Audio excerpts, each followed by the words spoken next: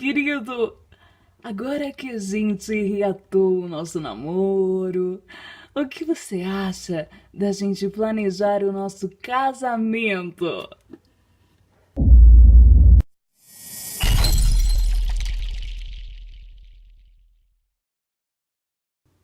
Pois é, ano novo, né, gente?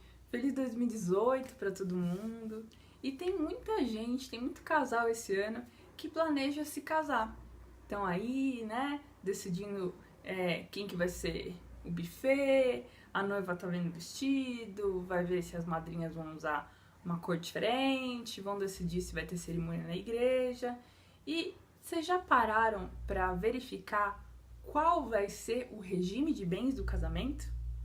Ou vocês não sabem o que eu tô falando? Bom, regime de bens é um termo técnico do direito que ele determina como é que vai ser feita a administração dos bens do casal. E no direito brasileiro existem 4 espécies de regimes de bens que eu vou explicar para vocês. Uma delas é o regime da comunhão parcial de bens.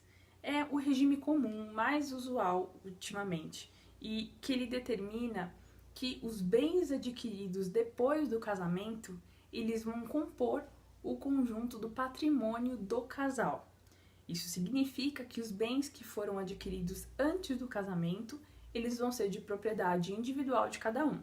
Então, por exemplo, se a mulher, antes de se casar, ela comprou um carro, quitou esse carro vai continuar sendo só dela. Regime da comunhão universal de bens determina que todos os bens adquiridos, eles vão ser bens comuns do casal, vão compor o patrimônio do casal. Não importa se foi adquirido antes ou depois do casamento.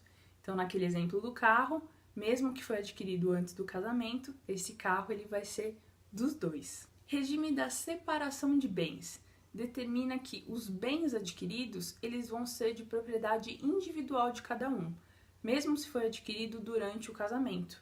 Não há um patrimônio comum do casal. E o outro regime é o da participação final nos aquestos. Aquestos, gente, significa bens adquiridos durante o casamento. Olha que fácil. Só que esse regime determina que os bens adquiridos durante o casamento, eles não vão compor um patrimônio comum do casal, ou seja, eles vão ser de titularidade individual de cada um. Só que, se esse casal decidir se separar, vai ter que ser analisado quanto de patrimônio cada cônjuge conseguiu juntar durante o casamento, ou seja, os aquestos. Vai ter que ser analisado quanto de aquestos cada um teve durante aí o casamento, obviamente. Se um desses cônjuges teve aquestos maior do que o outro, esse outro cônjuge tem direito a uma participação nesses patrimônios. Porque esse regime, ele entende, gente, que os aquestos, né, ou seja, os bens adquiridos durante o casamento, por mais que tenha uma titularidade individual de cada um, esse regime, ele entende que o outro cônjuge, ele teve uma certa participação nessa aquisição. Seja uma participação com suporte psicológico, emocional, não necessariamente financeiro. E é por isso que ele determina essa participação na diferença dos aquestos. Eu vou trazer um exemplo de um livro de uma professora minha, Débora Brandão. É um livro bem antigo esse aqui, ele tem até dedicatória, é um livro de 2007. Mas ele tem o melhor exemplo que eu já vi de participação final nos aquestos.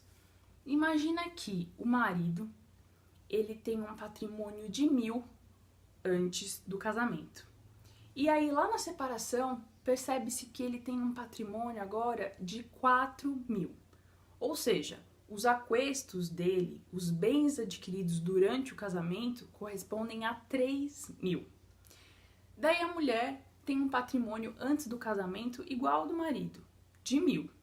Só que aí no final, na separação, percebe-se que ela tem um patrimônio de 2.000. Ou seja, os aquestos dela, os bens que ela adquiriu durante o casamento, foi de 1.000. Então, a mulher teve um patrimônio de 1.000 durante o casamento e o marido teve um patrimônio de 3.000 durante o casamento. Como que vai ter que ser feito? vai ter que pegar a diferença entre o patrimônio do marido para o patrimônio da mulher e vai ter que dividir essa diferença por 2, porque a participação que esse regime determina é de exatamente a metade. Então, vai ter que pegar os 3.000, tirar 1.000, temos aí a diferença de 2.000.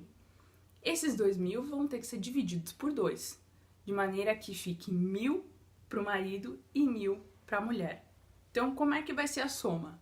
Marido antes do casamento tinha 1.000, durante o casamento auferiu 3.000, só que 1.000 ele teve que dar para a mulher. No final, ele teve um patrimônio de 3.000.